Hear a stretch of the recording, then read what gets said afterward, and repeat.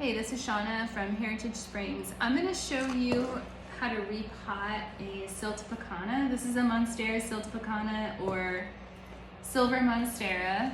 It's caught over here. So I like to put these in pitchers and then have them look like they're pouring out of the pitcher.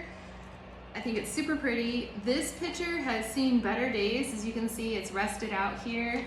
And then also this plant has gotten really leggy and lost a lot of leaves in the middle. So I'm just gonna go ahead and chop it and start a new plant here, or a bunch of new plants. I'm gonna show you an easy way to do that has a really high success rate when you have no leaves, like these stems. We're just gonna chop these stems up and lay them in spaghnum moss, and I'm gonna show you how to do it. So first, I'm just gonna get this guy out of here. Let's give it a gentle tug. It's actually pretty stuck in here. Oh man, there's really not a lot of bottom to tap on in this pitcher. Okay, just gonna kind of wiggle it out of here. There we go. Oh my gosh. Okay. There. All right, there we go. This is done. I'll set this over here. And then I got a new pitcher from the Zon where I get all of the things. So I'm just gonna go ahead and put some of that aroid mix that we made for the Monstera in the bottom of this. It's got bark in it and perlite, and it'll be good for drainage. This doesn't have any holes in the bottom, which, you know, isn't really that big of a deal as long as you don't, excuse me, as long as you don't soak your plants, it's fine. And, excuse me, these tropical plants, I mean, I guess you can overwater them, but it's pretty hard. So I'm just gonna grab my scissors here and start clipping. So this whole thing, it's about, I don't know, 3 feet that doesn't have leaves. And then here at the bottom, we have all kinds of leaves here. So I'm gonna save this. I'm gonna put probably the piece that has a lot of leaves on it, I'll probably do a water propagation. And then the rest of it, I'm gonna lay in spaghnum. And like I said, I'll show you how to do that here when we get done with this. So I'm just gonna go ahead and clip off these naked stems. They're not doing us any favors. Set all those aside. Okay. So the rest of this looks pretty good. There's still a couple of trailing pieces. Actually, I'm gonna clip this one too. Since we're cutting it anyway, we might as well get all of the pieces. All right, and then I'm just gonna kind of wiggle this. Well, let me shake some of this oil off here first. Most of this is roots. Like, you can see, like, pretty much all of that is roots. The trick to these is you want to make sure that you don't have a pocket between your roots and your soil. So I want to try to get as much of this off as I can and make sure I get this down to where the soil is.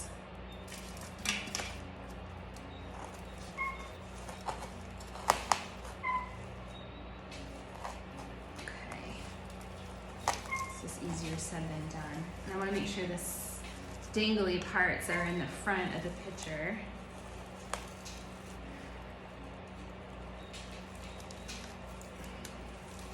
Okay, there we go.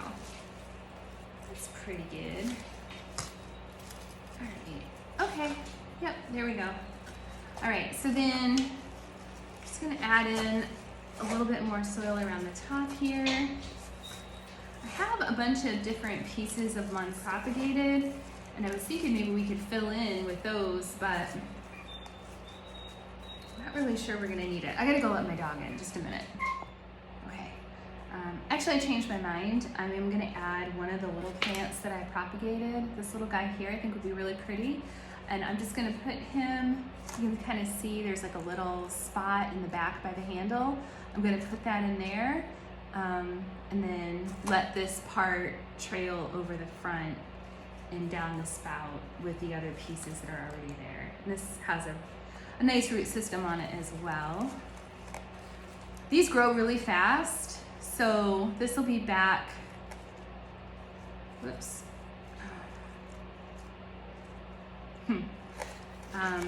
This will be back in good form in no time, so I'm just gonna stick that down in there. Perfect. Add a little bit more soil around that, and there we go. For silver monstera, and I'm gonna hang it. I'll hang it like that, and then eventually these will grow down, and it'll be really pretty. All you need is like a food container with a lid. And then I put a few holes in the bottom of this one just to make sure it's not too wet in here. Humidity is key to propagation, but you don't want your plants to rot in here. So all I'm gonna do is I've got some spaghnum moss here that's been soaking in water, and just gonna grab a handful and make sure I squeeze it. Sorry, you can't see that. I'm squeezing the water out of it, and then I'm just gonna kind of fluff it out in the bottom of this container. You want it to be damp, but definitely not soaking wet. Okay, so it looks pretty good. And I don't know, it's about an inch. You just need a layer, maybe a little bit more, because it will grow roots in there, and you want the roots to have somewhere to go. So, okay, and there's a whole bunch of this. It doesn't have any leaves on it at all. And so I'm just gonna cut that into pieces that I can lay in this container. So, I don't know, about 3 or 4 inches long. And I'm just gonna cut this entire stem up into pieces about that length.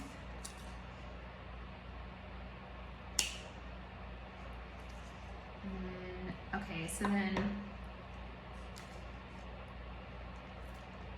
now I'm at the part that is mostly leaves.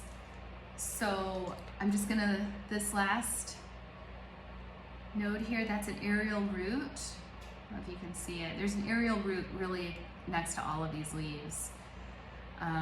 So I'm gonna take this leaf off, and then I'm gonna clip this stem just a little closer to this node. You can see that. And that way I can fit both of these nodes into this water.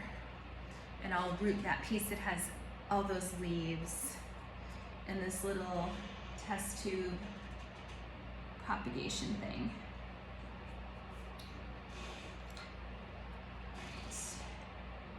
So those will grow pretty quickly. You'll see roots growing on them. You can just go ahead and put them right in the dirt.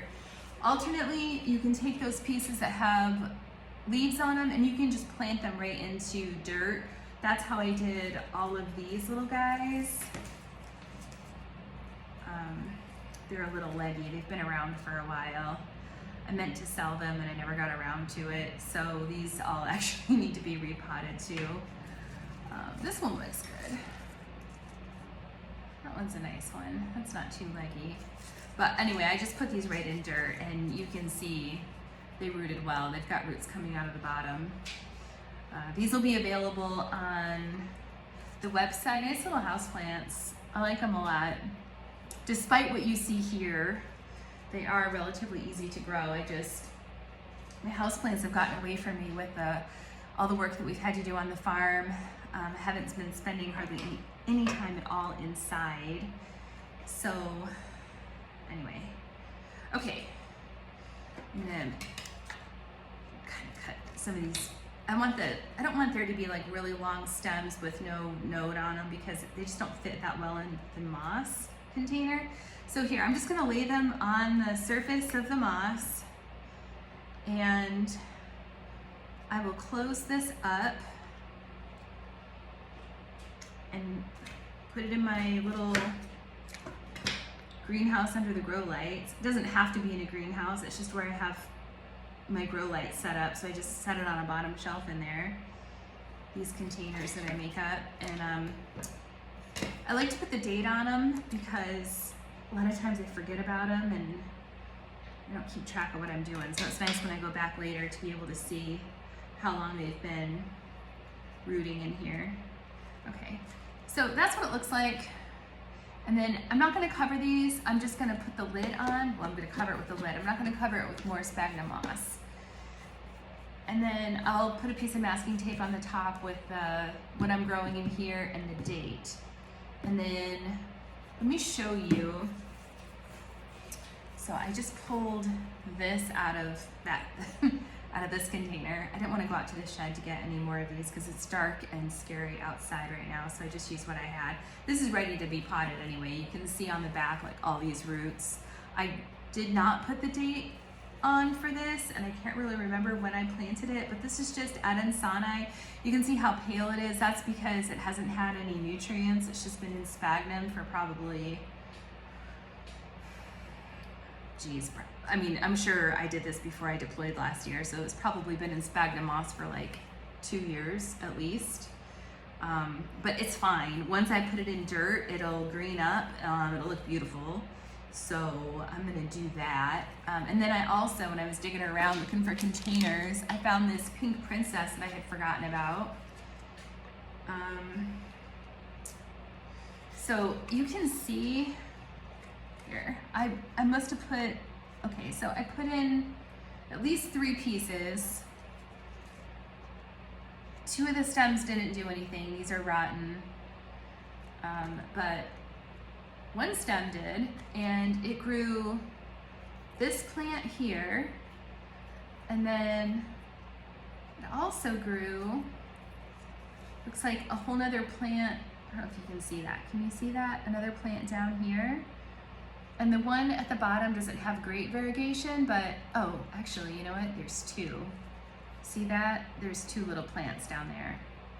But these were on the bottom. Well, there's some variegation on that leaf. There's some pink. I haven't really looked at these yet. But this one looks great. And then you can see this piece out here really didn't do a whole lot, but it's I mean, that's okay. It's hit or miss, I guess. But I actually have a pretty good success rate with this method. I may put, you know, 4 or 5 stems in, and maybe 2 don't do anything and 2 do. But this is cool. I've got 3 little pink princesses here. They're super cute. I'll get them potted up here, and those will be on the website once they get established. And then I always do this with begonias.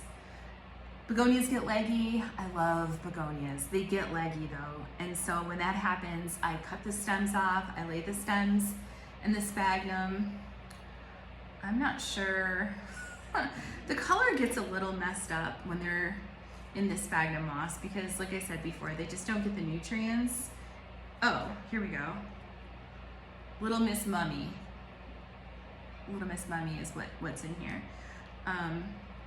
But yeah, I mean, this looks great. This is, let's see.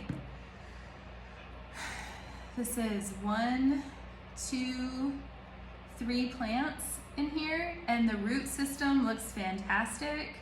So yeah, I'll plant these up and have some begonia babies.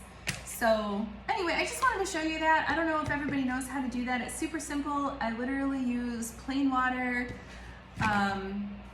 sphagnum moss that's been soaked. I squeeze it out, put it in the bottom of one of these containers, pop on the lid, and leave it for, I don't know, 4 months, 6 months, a year.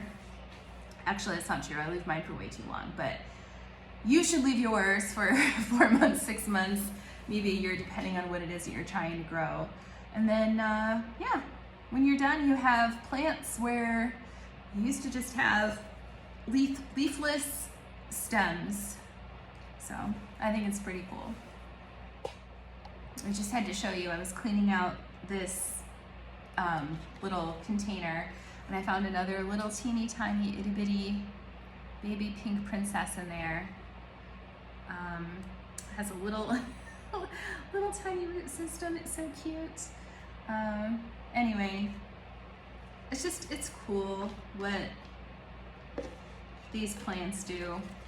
All right, that's it. Have a good night.